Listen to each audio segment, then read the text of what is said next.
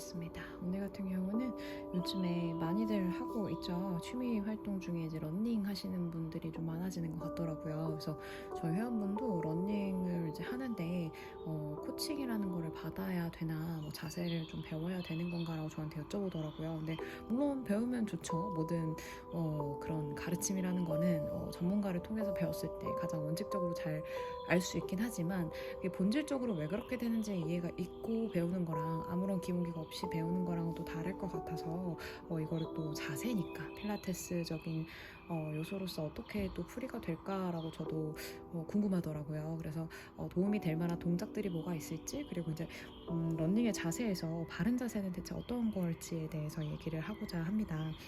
일단은 가장 요즘 아니죠. 하여튼 이슈 많이 됐던 덱스의 달리기 하는 그 자세, 저도 그거 보고 광고였죠? 뭐 운동복 광고였던 것 같은데 보고 진짜 와, 자세 좋다라고 생각을 했었거든요. 정말 맥시멈으로 나의 그런 그 스피드를 올릴 수 있는, 저 군더더기 없는 불필요한 저항이나 에너지를 최대한 하나로 모아서 하는 그런 움직임 같아 보였어요.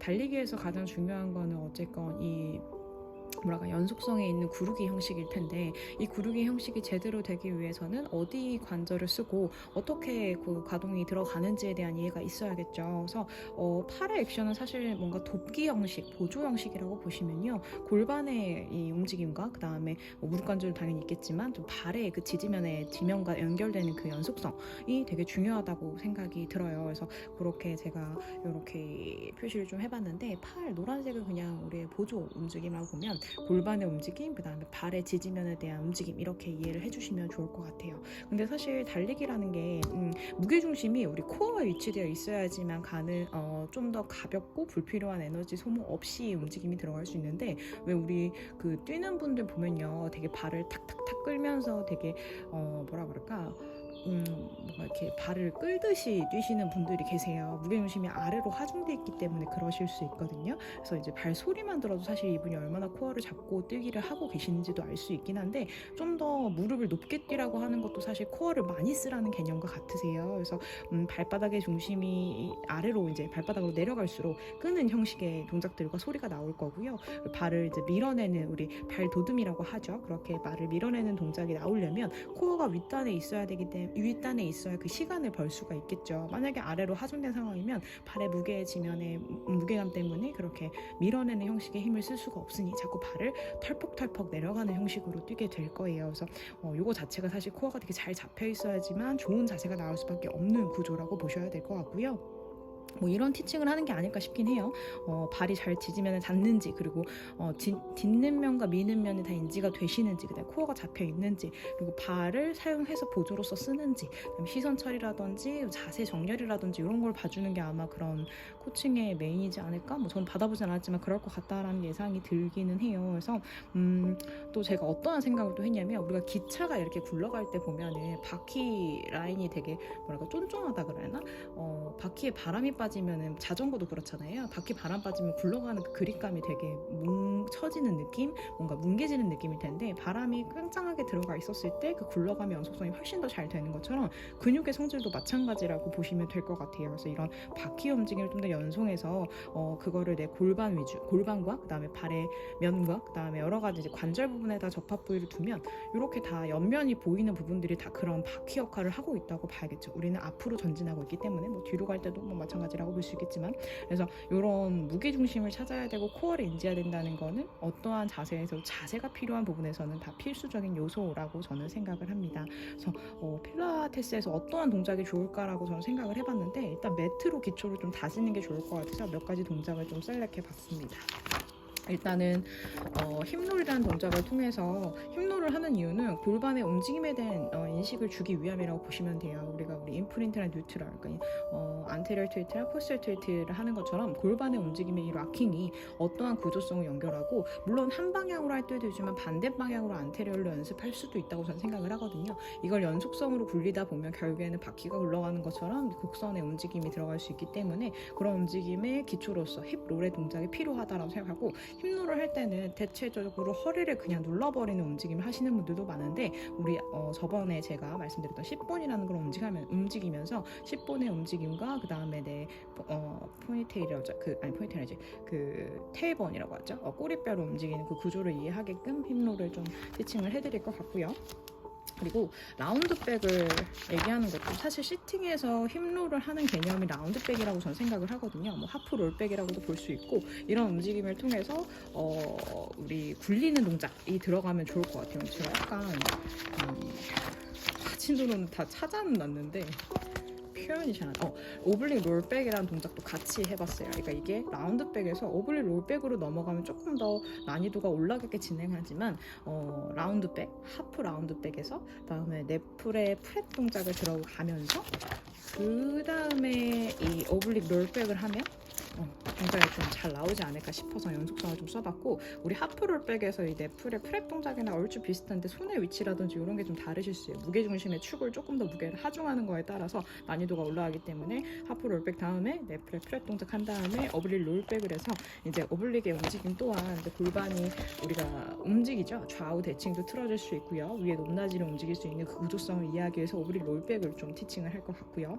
그 다음에 힐 스퀴즈를 제가 골랐는데 힐 스퀴즈라는 동작은 우리가 백라인에서 딱 그 느낌과 비슷해요. 제대로 발을 디뎠을 때 정확하게 정렬 안에 들어오면 힙라인에 엉덩이에 힘이 들어가거든요.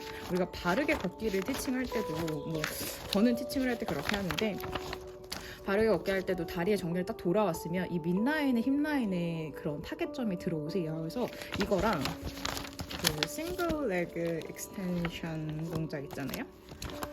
이게 제가 말로는 근데 그림이랑 같이 보여드리려니까 정신이 하나도 없어. 죄송해요. 얘가 이쯤이었던 것 같은데. 뭐 어쨌건 접어놨던 것 같아요. 여기 있다.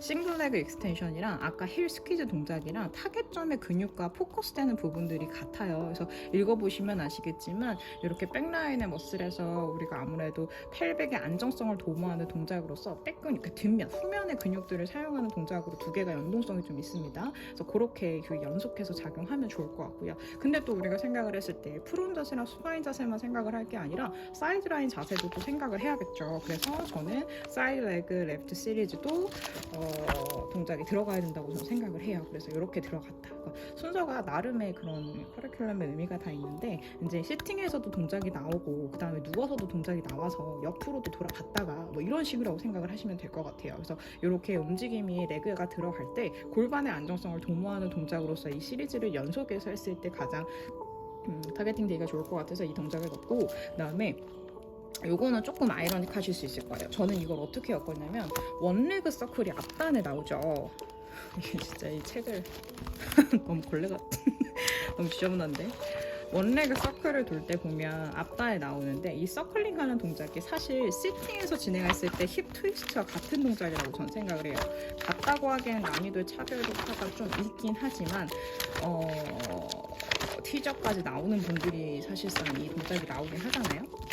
힙 트위스트가 뒤쪽에 나와있다. 힙 트위스트랑 원레그 서클이랑 어쨌건 보스레그로 쓰긴 하지만 결과론적으로 이 골반 소켓이 돌아가는 구조에 대한 이해도가 있고 몸의 구조가 안정적이어야지만 나오는 동작이다 보니까 이 두 개를 저는 같이 쓰거나 난이도를 올릴 때 약간 어드밴스 과정으로 갈 때 이 동작을 진행을 하긴 하고요. 그리고 이렇게 움직임이 서클링으로 돌아가면 그 다음에 굴리는 동작까지 해서 앞뒷면의 움직임 이거를 롤링 라이크 볼이랑 뭐 오픈레그 락커도 같은 개념이죠. 그 다음에 실 이렇게 이 세 가지 동작을 믹스해서 뭐 되는 대로 가동이나 움직임이나 고관절의 안정성이나 뭐 이런 불편감을 따라서 이제 자동적으로 이 세 개 중에 하나를 좀 셀렉해서 하는 편인 것 같고요. 그 다음에 오히려 파이널로 하는 동작으로는 레그 풀 프론트를 합니다. 레그 풀 프론트는 결과론적으로 내가 지면에 최소한의 면만 닿아놓고 내 몸을 지면에서 띄운 상태에서 안정성을 도모하는 상태로 움직임이 들어가야 되기 때문에 이 동작을 해요.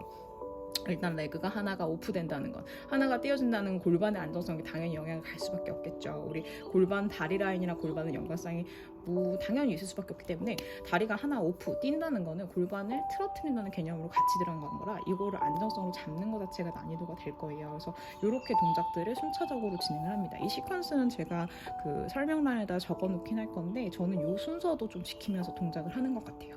이 동작들이 나왔을 때 골반의 안정성이란 이해와 이 굴림의 형상에서 anterior posterior turn 아니면 posterior 뭐 앞쪽 전방 커브로 가든 후방 커브로 가든 이걸 굴려서 움직임이 들어가는 이런 움직임들이 굴림 형상의 동작에 도움이 될 것이고 요게 이렇게 우리가 바퀴가 돌아가던 소켓 구조의 움직임이 골반에도 영향을 줄 거기 때문에 근데 이 전에 발의 지면에 이제 앞볼이라는 부분과 후면 뒤에 뒤꿈치라는 부분에 대한 인지가 좀 계셔야 되긴 할 거예요. 왜냐하면 우리가 예를 들면은 정확하게 이런 꼬챙이 같은 걸로 이렇게 딱 찍고 싶은데 이렇게 뾰족하게 되어 있으면 찍기가 더 편하지만 뭉툭할수록 찍는 게 조금 더 뭐랄까 명확하지 않을 수 있는 것처럼 그렇게 명확성을 주기 위해서는 인지력이 좀 분명히 상승되어 있으셔야 되는 부분이거든요. 그래서 그런 부분 때문에 저는 이렇게 타겟점을